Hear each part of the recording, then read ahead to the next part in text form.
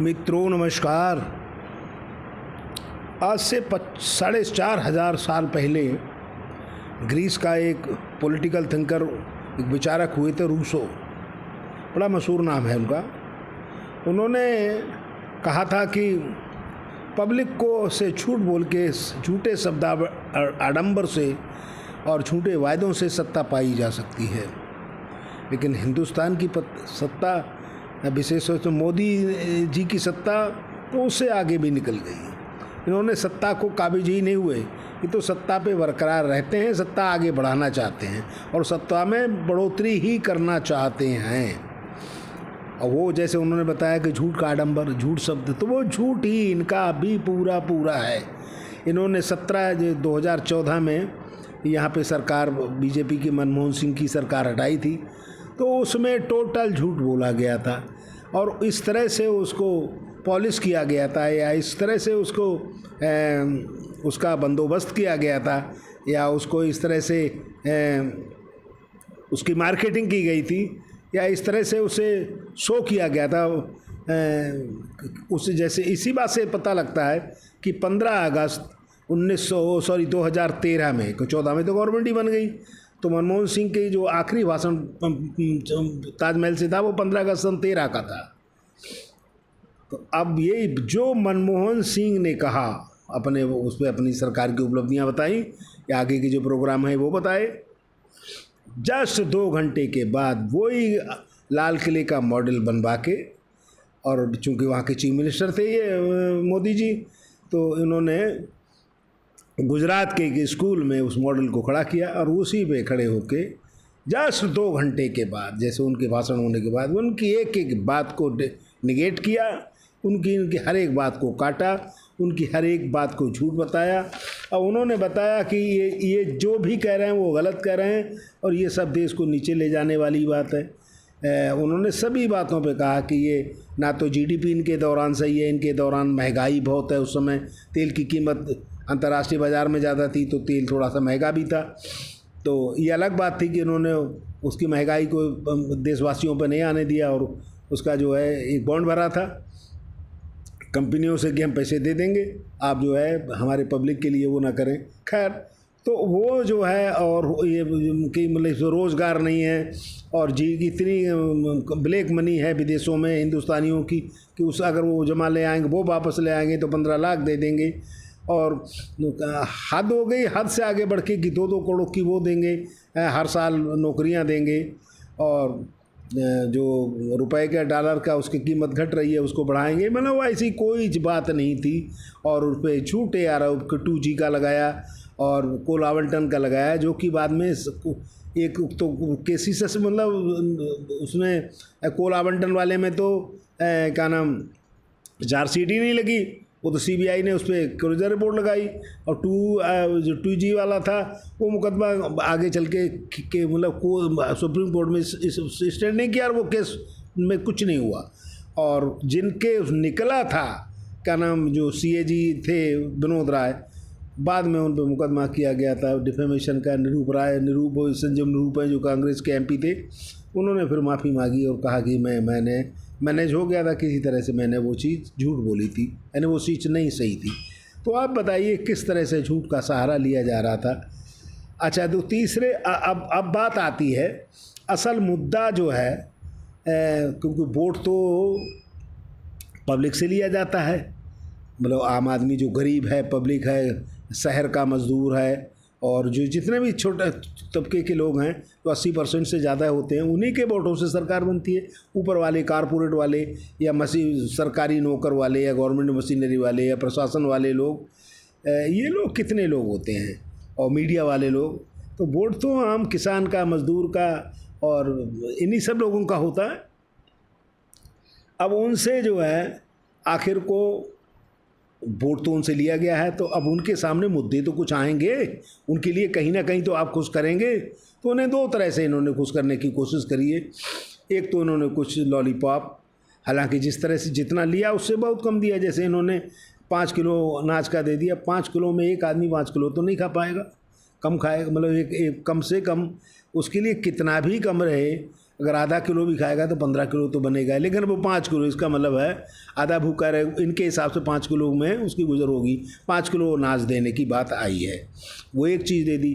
सम्मान निधि ये अलग बात है, आधे किसानों को हुआ, नहीं मिल पाया, किसान बहुत ज़्यादा हैं, उससे कम लोगों को आता है, फिर भी 6,000 रुपये महीने का इन्होंने किसान निधि भी दी है। और भी तरह, जैसे मकान का इन्होंने कहा कि मकान बना रहे हैं, बने भी हैं, उसमें शौचालय भी है। नल से जल वाली बात है, वो अलग बात है कि नल से जल वाले अभी न तो चालू हो पाए, और जहाँ जहाँ वो इस तरह का जल का सवाल ही, मतलब जहाँ जहाँ लग गए हैं वहाँ किस तरह से इतना फिल होगा कि उसमें अपने पीने के पानी की गुजर नहीं हो पाएगी। खैर वो जो भी है। और फिर दूसरे कुछ और चीज़ें भी दिखाई कि यहाँ से नहीं है तो आपूर्ति तो कहीं ना कहीं तो उनकी करनी पड़ी। जैसे वहाँ उसमें रह गई, यहाँ बात रह गई सिलेंडर दे दिए, ये अलग बात है। वो सिलेंडर दोबारा रिफिल भरने के लिए ना उन पे पैसा था ना उन्हें दिया गया। जो बिजली के कनेक्शन दे दिए, अलग बात है कि उनका कनेक्शन माफ़ नहीं हुआ, लेकिन उस समय बिजली फोकट में इनके मीटर लगा दिया गया। बाद में इन पे सब कुछ हुआ, इनसे वसूला जा रहा है। उन पे अगर वो सही नहीं दे पा रहे हैं या कभी कभार उनका तार कटा हुआ है फिर भी बिजली चल रही है तो उन पे मुकदमे भी होते हैं। खैर वो जो भी है। अब दूसरी बात, कहीं ना कहीं तो इन्हें खुश भी करना पड़ेगा पब्लिक के लिए, तो अब इनने दूसरी चीज़ें ले आए। जैसे वो अब इन्होंने अपना दूसरा धार्मिक वो एक लगा लिया, जैसे कहाँ विश्वनाथ, काशी विश्वनाथ का कॉरिडोर बना दिया, उसका दुनिया भर का कर दिया। ये अलग बात है कि वहाँ पे पौराणिक मंदिरों को खसा दिया गया, जो कि कायदे से होना नहीं चाहिए। वो तो धर्म के साथ बहुत बड़ा मजाक है, लेकिन भाई सत्ता तो सत्ता है। और उन्होंने वहाँ पे उससे कॉरिडोर करा के वहाँ पे होटल बनवा दिए। होटल में खुदा बन लगाइए, जो 5 सितारा होटल बनेगा उसमें क्या क्या चीज़ नहीं मिलेगी। हर तरह की चीज़ जो हमारे सनातन धर्म में बहुत अपवित्र मानी जाती है, उन सब के लिए तो वो सब इस्तेमाल होगा। विदेश के लोग भी आएंगे और फिर वहाँ के जो देख रेख हो गई वो विदेशी कंपनियों के हाथ में आ गया। तो इस तरह से एक तरह से वो तो मोनेटाइज वाली बात है। और इधर मंदिर की बात आप रख लीजिए, हालांकि मंदिर की जो ज़मीन है वो बीजेपी के द्वारा नहीं थी, वो तो कांग्रेस के ज़माने में नरसिम्हा राव ने एक्वायर करके दी थी। हालांकि इन पे बीजेपी वालों ने इतराज़, और स्वयं मोदी भी सरकार में तो थे ही, अपने वहाँ के चीफ मिनिस्टर थे, तो इन सब लोगों ने इतराज़ किया था। आज वो मंदिर बन गया। अब तो फिर साहब उस मंदिर बनाने में अब इनकी भूमिका भी बहुत दिखाई जा रही है। यहाँ तक कहा जाता था कि वहाँ के वो जो हैं चंपत राय जी, जो वहाँ के सेक्रेटरी हैं, उस बल्कि उन्होंने तो कह दिया विष्णु के अवतार हैं। और हमारे यहाँ जो कांग्रेसी एक नेता हुआ करते थे, जिनका कलीधाम में जिन्होंने प्रधानमंत्री से उद्घाटन करा लिया, आचार्य प्रमोदम, उन्होंने तो फिर उन्होंने भी कह दिया कि मोदी जी में तो क्या नाम, श्री कृष्ण का सब कुछ है, ज्ञान का भी है, मार्ग है इनका, भक्ति मार्ग भी है और कर्म मार्ग भी है। ये तो सब मतलब उन्होंने सब कहना पूरा इस तरह से गीता में अपने को बताया, कृष्ण में सब कुछ हूँ, उसी तरह से उन्होंने भी कह दिया कि मोदी जी ही सब कुछ हैं। तो अब तो बात अलग है। तो इस तरह से अब फिर सवाल इस बात का है कि ये तो अपना बेवकूफ़ बनाए। फिर जिसके साथ पब्लिक के साथ धोखा हुआ, जिनके वोटों से ये सरकार बनी, उसके विपक्ष ने कहा, विपक्ष क्यों नहीं उठा पा रहे हैं? तो विपक्ष पे तो एक दूसरा उनके लिए डाइवर्ट ही कर दिया गया। क्यों? उन्हें तो अपना ही संभालना मुश्किल पड़ गया। उन पे मुकदमे जो हैं, मुकदमों का डर, धनाना, धमकाना, CBI का, ED का, जेल भेजना। और अगर वो उनसे खिलाफत नहीं कर रहे हैं या उनके फेवर में है, मतलब उनके विपक्ष में नहीं बोल रहे हैं या बातें नहीं, जो मुद्दे नहीं उठा रहे हैं, जो कि मुद्दे उठने चाहिए, जो आम आदमी के मुद्दे थे, जिनसे सरकार बनी थी, जो मतदाता था, जिनसे वादे किए गए थे कि हम ये करके देंगे आपको, आपकी GDP बढ़ाएंगे, आपकी नौकरी ज़्यादा देंगे, उसमें सब कुछ नीचे आ गया। सरकार चल ही रही है टैक्स से, टैक्स चौगुना हो गया। उस ज़माने में 6 लाख करोड़ रुपए की टैक्सेशन था, वो रेवेन्यू था, ये 24 लाख करोड़ का हो गया है। तो वो बात दूसरी है। वो टैक्स जो है अब तो कोई अंदाज भी मानने को तैयार नहीं है। अब अरे आखिर को भाई कहाँ जाएं, कहीं ना कहीं तो अब वही उन्हें दे दिया गया है कि पहले उन्हें नाज दे दिया गया, उनसे ये तो नहीं पता लगा उन्हें कहाँ से वसूला जा रहा है। उन पर डीजल की कितनी मार पड़ रही है। बाजार, अंतर्राष्ट्रीय बाजार में डीजल की कीमत है, लोग का ना क्रूड ऑयल की कीमत बहुत नीचे हो गई। जो 119 किसी ज़माने में हुआ करती थी 2011 में, वो किसी ज़माने में आके $27 प्रति बैरल तक हो गई थी। लेकिन वो पैसा तो उस पर जैसा बताया जा रहा है, जिस तरह से अब तो आंकड़े हर जगह मिलते हैं कि 32 लाख करोड़ तो वहीं से वसूल लिया गया है। खैर, लेकिन अब हाँ, फिर वो जो इनके अपोजिशन वाली बात है, अपोजिशन को अपना संभालना मुश्किल पड़ रहा है। उनमें जो उनसे मिल रहे हैं उन्हें पद भी दिया जा रहा है, उन्हें सत्ता की मलाई भी खाने को मिल रही है, उनको और तरह से सिक्योरिटी करी जा रही है। अगर वो जेल भी हो जाए, उन पर चार्जशीट भी लग गई तो वो सब माफ़ी है, सब चीज़ छूट जाएगी। अगर उन्होंने अभी इसी को इंडियन ये सब, ये नहीं कि अपोजिशन में आया था आखिर को, और उन्होंने एक थोड़ी हिम्मत करके, ये था कि ऐसे इनसे नहीं पार पाया जाएगा, क्योंकि इन्होंने तो पूरा मीडिया को और पूरा इलेक्शन को, पूरा डेमोक्रेसी को हाईजैक कर लिया है। तो फिर सब लोग इकट्ठे होकर क्यों ना लड़ें। फिर बनाया आगे भी गया। फिर जिन लोगों ने बनाया, जो उसके आर्किटेक्ट थे नीतीश कुमार, वही पहले हुए, फिर का नाम ममता बनर्जी, और आपके ये केजरीवाल जी, तो ये भी आधे अधूरे मन से दिल्ली में इन्होंने किया, वो भी ज़्यादा सीटें ली, जबकि वोट शेयर कांग्रेस का ज़्यादा है। कहा हाँ, जहाँ इनकी सरकार है वहाँ तो इन्होंने कहा हम सब लड़ेंगे, वहाँ तो माने ही नहीं, तो वो आधे अधूरा ही है। और बाकी 2-3 दल बचे हुए हैं, वो कर रहे हैं। खैर, उसमें एक समाजवादी दल भी है, तो समाजवादी तो खैर बहुत अच्छा लड़ रहा है, ज़्यादा सीटों पर लड़ रहा है, चूँकि उनके पास सूबे सबसे ज़्यादा बड़ा है, सीटें भी सबसे ज़्यादा वो हैं। तो खैर, ये बात दूसरे रेफरेंस में जाने की बात आ जाएगी। तो अब फिर कहाँ से होगा? अपोजिशन की हिम्मत ही नहीं है, अपोजिशन को अपना ही देख पा रहे हैं। और फिर दूसरे डेमोक्रेसी के हिसाब से वैसे भी हुआ, और भी उससे भी ज़्यादा हुआ। इससे भी ज़्यादा क्या हुआ कि जो मतलब कांग्रेस में या विपक्ष में कभी थे, उनका वो सब लोभ की वजह से या डर की वजह से, अपनी सत्ता के, या वो डर गए कि हम यहाँ नहीं जीत पाएंगे, दूसरे सत्ता के वो भोगने के आदी बन चुके थे, तो यहाँ तो थोड़ा संघर्ष भी करना पड़ेगा, पब्लिक का सहारा भी देना पड़ेगा, पब्लिक के बारे में कुछ सोचना भी पड़ेगा, तो बताना पड़ेगा। तो अपोजिशन में रहने में उन्हें कुछ नहीं दिखाई दिया, तो वो उधर जाने लगे वहाँ, जबकि उसमें बहुत बड़ा दोहरा नुकसान है एक तरह से देखा जाए तो, क्योंकि जिस पार्टी के लिए जिस पब्लिक ने आपको चुना, वो रूलिंग पार्टी से आपको अलग करके चुना था, इसलिए कि ये सही नहीं करेंगे तो आप हमारी आवाज़ रखेंगे, हम आप पे भरोसा करते हैं, हम उन पे भरोसा नहीं करते हैं, तो आप उन्हीं के संग चले गए। तो आपने हमारे साथ भी धोखा दिया और उन लोगों के साथ भी धोखा दिया जिनने आपको नहीं चुना था। अब उनकी जाके आप कहेंगे वो आप पे तो विश्वास नहीं करते थे, वो आप उनके मत्थे फिर मर गए जाके। तो इस तरह से जो है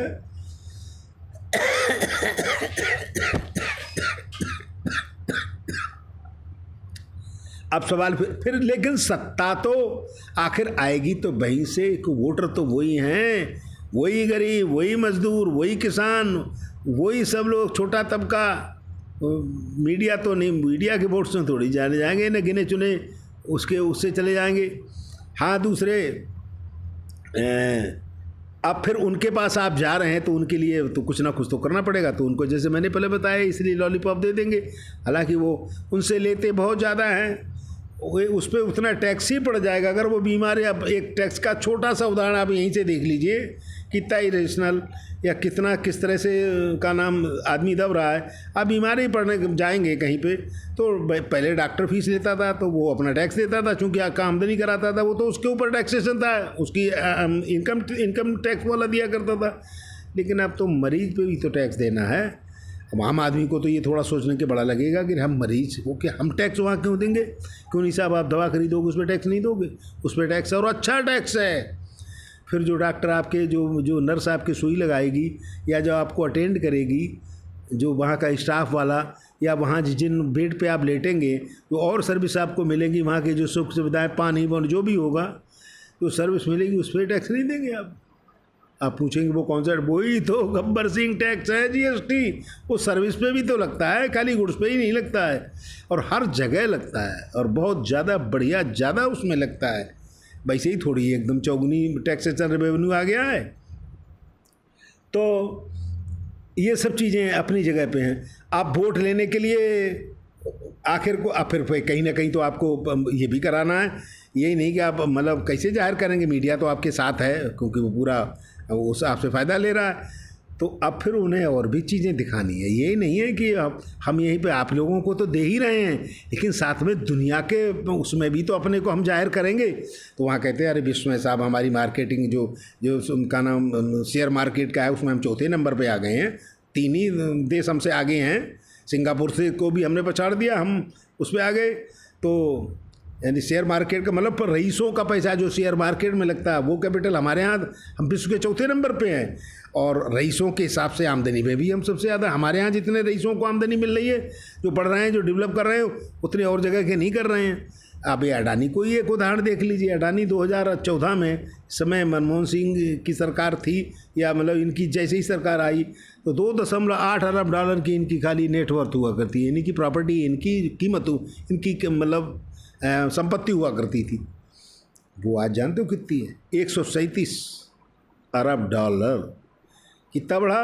किसान को तो इन्होंने कहा दोहरा बढ़ाएंगे, तो किसान की तो नीचे हो गई कि उन पे कर्ज बढ़ गया, उन पे हर तरह की वो का नाम सुइसाइड भी ज़्यादा कर रहे हैं, उनकी सब बातें ज़्यादा हो रही हैं, परेशान हैं वो, क्योंकि नौकरी नहीं है उनके पास। उनका लड़का कोई नौकरी में चला गया तो वो पीएफ का फंड भी निकाल रहा है। जो आप नौकरी कभी कभार मिल जाती थी, क्या नाम, मिलिट्री वाली, वो ख़त्म कर दिया। अब अग्निवीर है तो 3-4.5 साल में तो वो खाली सीख पाता है, तब तक उसको आप 4 साल के बाद निकाल देंगे। उसके लिए ना पेंशन मिलेगी, ना उसे इन, भगवान ना करे ऐसा हो जाए, लेकिन कैजुअलिटी होती तो उसके लिए कोई किसी तरह का कोई कुछ नहीं मिलेगा, ना उसको पेंशन तो खैर नहीं है मिलेगी उसे, उसका कुछ कहीं पर ना उसे जो कैंटीन वगैरह की सुविधाएं होती वो भी नहीं मिलेंगी। तो इतना सब है।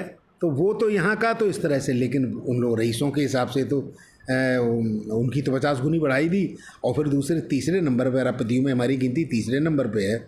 और वहाँ पर और रहेगी मंदिर मस्जिद वाले, हमारे यहाँ नहीं है। हमारे मोदी जी का तो ये प्रसार इस तरह से किया जा रहा है कि विदेशों में कोई मंदिर बनता है उसके उद्घाटन यही करते हैं। और ये तो बहुत सोचने समझने वाली बात है कि वहाँ के हिंदू मंदिर बनवाएंगे तो हिंदू राष्ट्र हमारा जो हमारे यहाँ उसका नाम है, फिर हमारे बड़ा मुल्क है, और तो उसमें मोदी जी को बुला लिया जाएगा। तो ये कोई बहुत बड़ी तीस मार खा नहीं हो गई। एक चीज़ और भी है, एक छोटा सा जरा इसका दूसरा पहलू भी है। अभी जैसे उसमें आए थे G20 में मिस्टर सुनक, चूँकि उनकी ससुराल यहाँ पे, हिंदुस्तान की लड़की उन्हें भी आई हुई है, तो वो सुधा मूर्ति की बेटी, तो अब वो हिंदू है, हिंदुस्तानी है, तो वो तो यहाँ थोड़ी से संस्कार उसके यहाँ, तो यहाँ किसी पूजा या कीर्तन में बैठ गई वो। तो सुनक साहब भी अपनी पत्नी के साथ में उसके अपने दिखाने के लिए, या वैसे भी थोड़ा सा एक परिवार के साथ होता ही है, चूँकि उनकी पत्नी है वो। लेकिन ये किसी ने देखा, कुछ उसका दूसरा पहलू देखा कि वहाँ के मंदिर बंद पड़े हुए हैं। तो सुनक साहब वहाँ के मंदिरों पे कोई ध्यान नहीं देते। वो जानते हो क्यों बंद पड़े हुए हैं? कि वहाँ के जो पुजारियों को वीसा नहीं दिया जा रहा है। तो न सुधा मूर्ति का वहाँ पे कुछ है, न मोदी जी का कुछ है। तो अजीब है भैया। तो इसे तो पब्लिक ही है जो झेल रही है, जो नहीं पता। ये बातें बताई इसलिए गई कि अपोजिशन को कहना चाहिए, उसका मतलब ही ये होता है, अपोजिशन का मकसद ही यही होता है, उसका फ़र्ज यही होता है। उसे वोट ही इसी पॉइंट पे मिलता है, और उसे भी तो वही तनख्वाहें मिलती हैं, उसे भी तो वही सुविधाएं मिलती हैं। ये उसी के लिए भी हारने के बाद फिर बाद में उसे भी तो पेंशन मिलेगी। तो सब कुछ है उनके पास भी, फिर वो कर क्यों नहीं पा रहे हैं? कि वो ऐसे हमर जाल में फंस गए हैं कि वो अपनी सोच पाते हैं। एक संगठन बनाया था तो अब इंडिया गठबंधन वाला जिनने बनाया उन्हीं को फ़ौरन जाना पड़ा उन्हें। ममता बनर्जी वगैरह ये सब अलग ही हो गए। पहले मैंने बताया भी था इन चीज़ों के बारे में।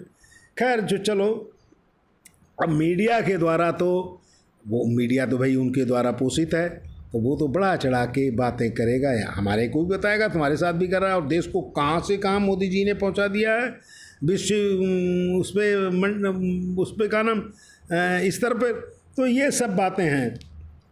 और दूसरे, अब सबसे इससे भी मुख्य बात यह है कि जीत का नैरेटिव बनना है, उसकी भूमिका कौन बांधेगा?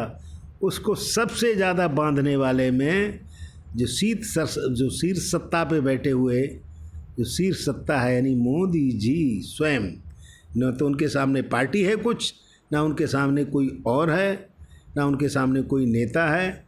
दूसरा विभाग कोई भी हो उसमें न मोदी जी की चलेगी। कितना बड़ा कितना भी बड़ा वो निष्कर्ष निकालें, कितना भी बड़ा वो एक का नाम निर्णय लें, चाहे वो कितना बड़ा चाहे वो GST का निर्णय हो, तब उनके हिसाब से ही लिए जाएगी, कब लगेगा, कैसे लगेगा। और दूसरे जो रुपया बन वही का ना वही नोटबंदी, इससे कितना बड़ा क्रांतिकारी देखा जाए, उसमें बहुत बड़ा नुकसान हिंदुस्तान का हुआ, यानी कितना छोटा व्यापारी फेल हो गया। और इसे तो उदाहरण में तो पब्लिक के, चूँकि मैं आम पब्लिक का आदमी हूँ इसलिए मैं बता रहा हूँ, आप लोगों ने भी देखा होगा, किसानों ने भी देखा होगा कि नए नोटों पे उस समय सस्ता मिलता था और पुराने नोट में थोड़ा सा महंगा बिकता था धान गेहूँ उस समय। ये तो किसानों को भी पता है और किस तरह से पैसा निकला था। तो ये सब वो, चाहे वो किसी की ट्रेन चलेगी, कौन सी ट्रेन चलेगी, कहाँ हवाई अड्डा बनेगा, उसका क्या होगा, ये सब वही तय करेंगे। हम ट्रेन अब नई कुछ तो दिखाना, अरे देखिए साहब नए हवाई अड्डे बन रहे हैं, हर जिले में कमिश्नरी में वगैरह हवाई अड्डा के नहीं छोड़ेंगे। हवाई अड्डा में का किसान चलेगा या वो हवाई चप्पल वाले मोदी जी कह रहे हैं वो चलेगा, उसका किराया जानते कितना हो गया, कम से कम 4 गुना इसी 10 साल में, इसी गवर्नमेंट में ही। अच्छा, फिर दूसरे, अब आप जो ट्रेन चल रही हैं उनके नाम बदल दिए गए, ये कि वंदे भारत है, अब हमें तो नाम भी ज़्यादा जल्दीबाजी में भूल जाते हैं, नए नाम दे दिए, हम सब AC करा दिया, 4 गुना 5 गुना उसका किराया बढ़ा दिया। उसमें जो पिछली गवर्नमेंट में वो का नाम सीनियर सिटीजन्स को जो छूटें रोडवेज में मिलती हैं, रेलवे में मिलती हैं, वो सब बंद हो गई। अब तो वहाँ पे अच्छे खासे हवाई अड्डे और यही सब है। तो ये सब तो चकाचौंध वाली बात है। ये चकाचौंध किसके लिए है भाई? ये गरीब के लिए है। वो वंदे भारत में गरीब बैठेगा। ये हाई एक्सप्रेस जो बन रहे हैं वो बनने के साथ साथ ही इस पर टोल हो जाता है, फोकट में चल नहीं सकता, वो आम गरीब के लिए है। अमेरिका की आप सीध कर रहे हैं, अमेरिका में कहते हैं कि वहाँ की तरक्की सड़कों से हुई है। अब सब किसान की सड़क का आपने कितना ध्यान देते हैं, जिसमें जिस बार पिच पड़ती है, यानी जब भी उस पर कुछ डाबर कुछ होता है, एक बार की ट्राली अगर भर के निकल जाए तो वो फ़ौरन उगड़ जाता है। और वहाँ पे आप जेट वाले चलाने वालों के हिसाब से कर रहे हैं, तो वो तो फोकट में थोड़ी है। उस पर तो उतना किराया जाएगा जितने किराए में उस रोड का इतना किराया पड़ेगा। तो वो लोग कहते भी, भैंस भी, हम लोगों के आपस में भी बात होती है, अरे बोले तो पैसा क्यों नहीं दोगे जो आप मतलब जल्दी जाओगे, अच्छे रोड पे जाओगे, बगैर किसी का नाम जाम लगता है उसके जाओगे, और अंडरपास और ये सब का इंतजाम हो जाएगा, कहीं रोक नहीं लगेगी, कितनी स्पीड में गाड़ी लेके जाइए आप, आपके डीजल बचेगा। अरे तो भैया उसमें तो पैसे वाले का, अब इसको कौन बताएगा?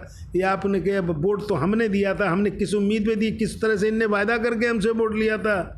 और फिर वायदे के अलावा भी एक जिम्मेदारी संवैधानिक भी होती है। हमारे संविधान में साफ लिखा हुआ है कि ये मतलब समाजवाद का हिसाब है, यहाँ पे डेमोक्रेटिक सोशलिज्म, लोकतांत्रिक समाजवाद के हिसाब से उसका समाजवाद का मतलब। और वैसे भी ये हमारे वो का नाम, ये डेमोक्रेसी साधारण डेमोक्रेसी अमेरिका का नाम उसकी ब्रिटेन या वाली नहीं है, जो कि पुरानी तो बहुत है, लेकिन हम तो डेमोक्रेट हैं, हम तो का नाम रिपब्लिक हैं। रिपब्लिक का मतलब होता है गणतंत्र। गणतंत्र में तो कोई चीज़ बगैर लिखे पढ़े है ही नहीं, लिखित संविधान होता है, हर चीज़ उसमें है कि गवर्नमेंट की जो हम इलेक्ट करेंगे, गवर्नमेंट के मालिक जो सरकार चलाएंगे, और वो सरकार अपनी मशीनरी को सेलेक्ट करेगी, उसका भी एक प्रोसीजर होता है, वो भी ख़त्म होता जा रहा है। अब तो का नाम जॉइंट सेक्रेटरी तक के तो सीधे प्रधानमंत्री की आज्ञा से या उनके ऑर्डर से अब तो सीधे अफसरों का चुनाव होने लगा, जो कि संविधान के हिसाब से बिल्कुल गलत है। और संविधान में तो जितनी भी एजेंसियां हैं सब एक दूसरे पे चेक बैलेंस करने के लिए थी। अब वो तो चेक बैलेंस किसका होता है? अपोजिशन का चेक बैलेंस हो रहा है भैया, सीधी बात है। खैर, अब ये चूँकि बात आती है कि अब आपको सुनने में तो थोड़ी नहीं लगेगी, लेकिन असलियत बात है। जो जिस बात पे मैं कहने जा रहा था वो थोड़ा सा भूल रहा हूँ, वो ये है कि ये जो मोदी जी ने या प्रधानमंत्री ने एक सेट कर दिया, हम 370 या 400 या 425 के लगभग जाएंगे, ये पहला चुनाव होगा इस तरह से। बताइए, जो सत्ता में बैठा हुआ आदमी जिसने जिनके वोटों के साथ वो गया, उनके साथ पूरा धोखा है, उसके साथ कोई कुछ भी नहीं है, ना वायदे पूरे हुए, ना संविधान के हिसाब से चल रहे हैं, ना जिनसे वायदा करके आए और जिनकी जिम्मेदारी भी आपके ऊपर था, उनसे सबसे आपका मुंह हटा दिया, उनसे आपको मतलब ही नहीं है, उनका नैरेटिव ही दूसरा बना दिया। फिर पूरा मीडिया उसे सपोर्ट कर रहा है, तो फ्लोटिंग बोर्ड तो उधर हो ही जाएगा।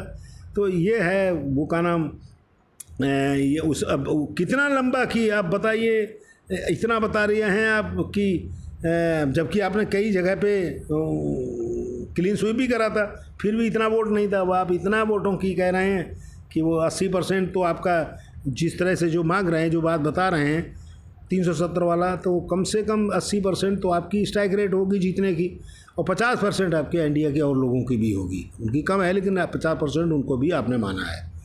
तो इस तरह से अब इसका तो भाई 4 जून को पता लगेगा कहाँ पे क्या है। लेकिन हाँ, इतना ज़रूर है, अब ये कोई भी नहीं, क्योंकि ये सब मीडिया उन्हीं की बात कहेगा। अपोजिशन में फुर्सत नहीं है, अपोजिशन में कहने वाले कुछ लोग हैं, तो एक लोगों की कहाँ चल पाती है। और फिर वो उस तरह से मोदी में कुछ तो खासियत होगी ही, जो रूसे के कथन तक को उनसे भी आगे बढ़ के अपने को साबित कर रहे हैं। तो उनके पास कुछ तो है, एक तो बोलने में इतना माहिर हैं वो, दूसरे इस तरह से प्रभाव डालते हैं। ऐसे नेता को आपको सबके बस का है चैलेंज कर लेना। अब लेकिन आखिरी जो उम्मीद है वो पब्लिक को अपनी लड़ाई या अपने हिसाब से, उसे कोई क्रांति नहीं करनी है, उसे कोई लड़ाई नहीं लड़नी है, उसे पुलिस से लाठी नहीं खानी है, उसे तो खाली ये वोट देना है जो उसे संवैधानिक अधिकार मिला हुआ है, जो उससे नहीं छीना जा सकता।